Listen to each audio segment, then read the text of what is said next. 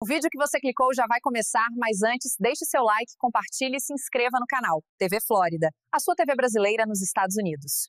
Brasilinas e brasileiros, bem-vindos ao Circo de Horrores da Política Nacional. Aquele espetáculo que faria até o Coringa do Joaquim Fênix ficar deprimido. Estamos em um momento onde o Supremo Tribunal Federal, nosso reality show jurídico favorito, julga Bolsonaro como se fosse o vilão de um plano golpista. Mas não qualquer plano, e sim aquele plano imaginário, estilo Pink Cérebro, em que todo dia a missão é tentar dominar o mundo. E falhar, é claro. Só que a treta agora não é só interna. Temos a Casa Branca, o Tesouro Americano e a Lei Magnitsky entrando em cena. E adivinha? Chandler Clayson começou a recuar, mas não no estilo Napoleão, com estratégia, e sim no estilo Nosferatu, quando vê a luz do sol. Tudo começa com os bancos estatais tremendo de medo da Magnitsky. Representantes do Banco Central, do Banco do Brasil e do BNDES foram correndo até os ministros do STF para dar o recado. Senhores, melhor fechar suas continhas bancárias tradicionais antes que os Estados Unidos congelem tudo. E já que estamos nessa vibe, talvez trocar o iPhone por um Xiaomi da Shopee.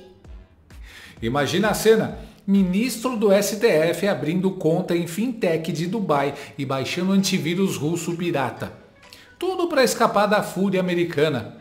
A recomendação parecia saída de um episódio de Black Mirror.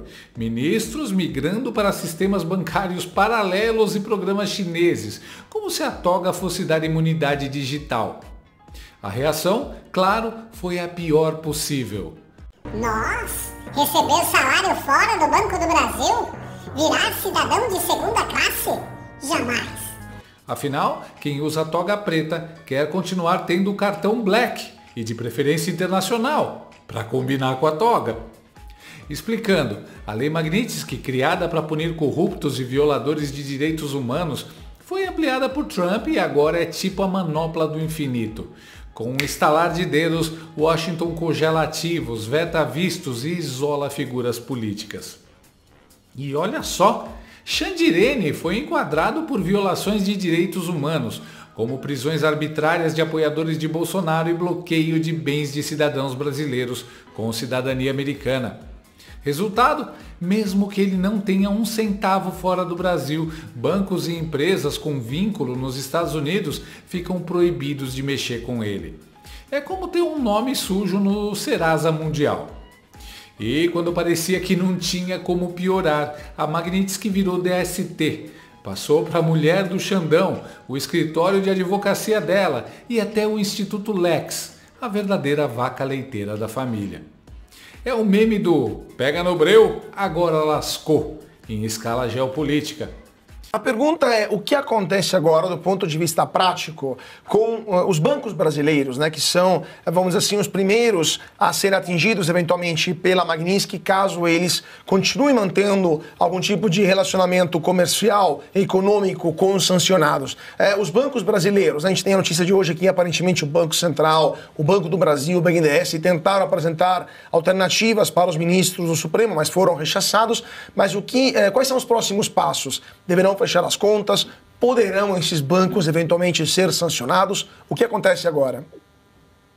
Cláudia, é interessante essa pergunta, porque esse é o objetivo principal da Lei Magnitsky, né? Utilizar o sistema financeiro para sufocar aquele indivíduo, ou seja, impedir que bancos continuem operando, atuando com aquele indivíduo. É importante a gente lembrar que a legislação brasileira não exige nem obriga que nenhuma instituição privada, nenhum banco privado tenha relação com qualquer indivíduo ou qualquer empresa. É uma relação comercial do banco com uma empresa ou com um indivíduo brasileiro, que o banco a qualquer momento pode sim romper sem sofrer nenhum tipo de sanção em relação a isso. Então, o que a gente espera ainda essa semana ou nos próximos dias é que qualquer banco que tenha relacionamento tanto com o Instituto como com a esposa do ministro Alexandre de Moraes evite esse relacionamento a partir de agora, ou seja, encerre contas, encerre qualquer tipo de serviço que vinha sendo prestado para evitar uma sanção futura com os Estados Unidos. E por que isso?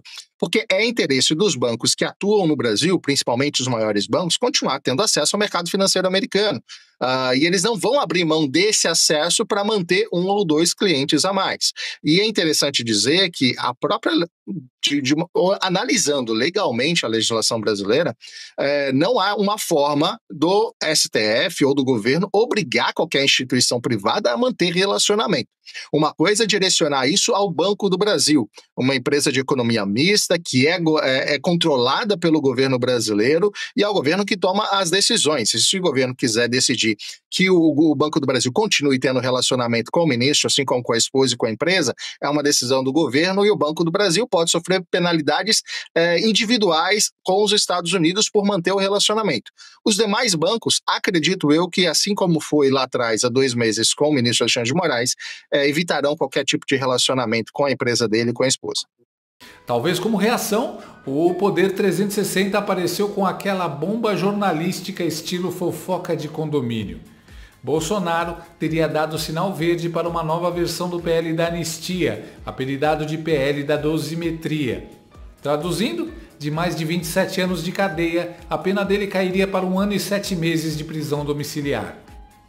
Ou seja, Bolsonaro seguiria inelegível em 2026 e só poderia concorrer a síndico de prédio. O texto ainda liberaria todos os presos do 8 de janeiro, menos os que estavam dentro dos prédios da Praça dos Três Poderes. Pelas contas de deputados que cuidam das negociações, há 144 presos do 8 de janeiro em penitenciárias, 44 pessoas cumprindo prisão domiciliar e cerca de 500 considerados foragidos. Tinham de cumprir algum tipo de restrição, tipo uso de tornozeleira ou prisão domiciliar, e desrespeitaram as medidas. Todos ficarão livres com o PL da anistia. Seria tipo Velozes e Furiosos 9. Todo mundo volta para casa, menos o protagonista, que continua amarrado ao roteiro. Só que no STF o recuo não é altruísmo. Xandemar ficou mordido com as sanções contra sua esposa e empresa, mas Gilmar Mendes entrou como mediador da ONU particular, tentando convencer o cabeça de manequim a aceitar o acordo. A missão é simples: deixa passar no Congresso sem sabotar depois. No papel a coisa funciona assim: se o Congresso aprovar, o STF não pode fazer careta. Bolsonaro, já em prisão domiciliar, teria os advogados pedindo revisão de pena, alegando saúde debilitada pela facada de 2018. Nos bastidores, a maioria dos ministros até toparia. Mas vamos combinar, é aquele tipo de acordo que cheira a puxadinho jurídico. Segundo o Poder 360, nos discursos públicos muita gente ainda defende a anistia ampla, geral e irrestrita, mas no cafezinho já combinam o roteiro. Menos de 2 anos em casa e seguimos o baile. Segundo também o Poder 360, o maior obstáculo no momento seriam as investidas do deputado Eduardo Bolsonaro, que atua a partir dos Estados Unidos, para que o governo norte-americano siga impondo mais sanções contra autoridades brasileiras picaretas. Aqui entra a parte crítica. O narrador da realidade lembra: isso não vai pacificar nada. Refém negocia com sequestrador? Não, né? É como acreditar que o Chaves vai pagar o aluguel do seu Madruga. Nunca vai acontecer. Exemplo vivo? Daniel Silveira. Prometeram 15 dias, virou praticamente prisão perpétua. Agora eu não duvido que a elite jurídica queira repetir o truque com o Bolsonaro. É a velha frase do Olavo ecoando: não se negocia com comunista. A real é que 1 ano e 7 meses, para quem não cometeu crime nenhum, já é uma eternidade. E a cada novo inquérito que não fecha desde 2019, a chance é de uma nova condenação. No fim, tudo mantém os poderes concentrados no STF e vem de uma ilusão de pacificação. É o eterno retorno de Nietzsche, mas com toga e tornozeleira eletrônica. Enquanto isso, do outro lado do Equador, Eduardo Bolsonaro e Paulo Figueiredo atuam como os vingadores da Flórida, pressionando Washington para manter as sanções. E isso incomoda Brasília, mais do que um fiscal da Receita batendo na porta em dezembro. O establishment brasileiro quer pintar os dois como estorvo, mas a verdade é que eles mexem com a única coisa que assusta os barões da toga: perder privilégios fora do Brasil. De todo jeito, o senador Rogério Marinho disse que essa história é balela. Essa informação não é verdadeira. Estive ontem, 23 de setembro, com o presidente Bolsonaro. Vamos continuar lutando no parlamento por anistia ampla e geral. No meio dessa ópera bufa, surgem rumores plantados. Será que Bolsonaro aceitou o acordo? Será que foi ideia do Temer, Paulinho da Força ou Aécio? Parece roteiro de Jornal Nacional escrito pelo Sérgio Malandro. O Centrão adora testar terreno jogando notinha na imprensa para ver quem chora primeiro. E claro, se a Globo News aparecer com um âncora soluçando no ar, é porque a fofoca virou realidade. A emoção deles é o melhor termômetro do Brasil. Quero censura! Censura! O Bozo tá voltando! Vai dar ruim pra gente! Petista! Censura! Resumindo, temos ministros com medo de virar párias bancários, Xandão com a esposa e o instituto na lista negra do Tio Sam, Centrão fazendo intriga de colégio e um ex-presidente refém de um acordo que parece mais cilada de caverna do dragão. No fim, o objetivo é claro: impedir Bolsonaro em 2026. Todo o resto, dosimetria, acordos, recuos, pode ser apenas teatro. O sistema joga sujo e ainda espera que o público aplauda. E, como dizia o próprio Olavo, ecoando em nossas cabeças, não se negocia com comunista! Então, meu caro espectador, se amanhã aparecer ministro chorando, pode apostar. Não é alergia, é o medo da próxima paulada vinda de Washington. E aí fica a pergunta que não quer calar. Estaria mesmo o nosso Nosferatu de toga disposto a recuar diante da luz?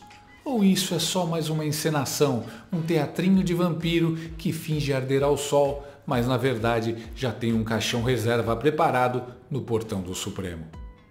Será que é Magnitsky realmente queimou? Ou o Xandão já deu uns passinhos para trás para ganhar tempo e esperar a noite voltar?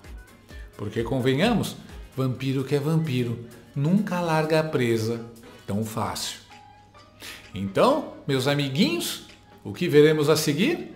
O amanhecer definitivo com o vampirão sumindo em pó? Ou mais um capítulo dessa novela gótica, onde Alexandre de Moraes continua rondando os corredores do poder, fugindo da luz e sempre à espreita de um novo pescoço? Se você chegou até aqui, é um bom sinal. Para assistir os vídeos completos, acesse nosso site ou baixe nosso aplicativo totalmente grátis.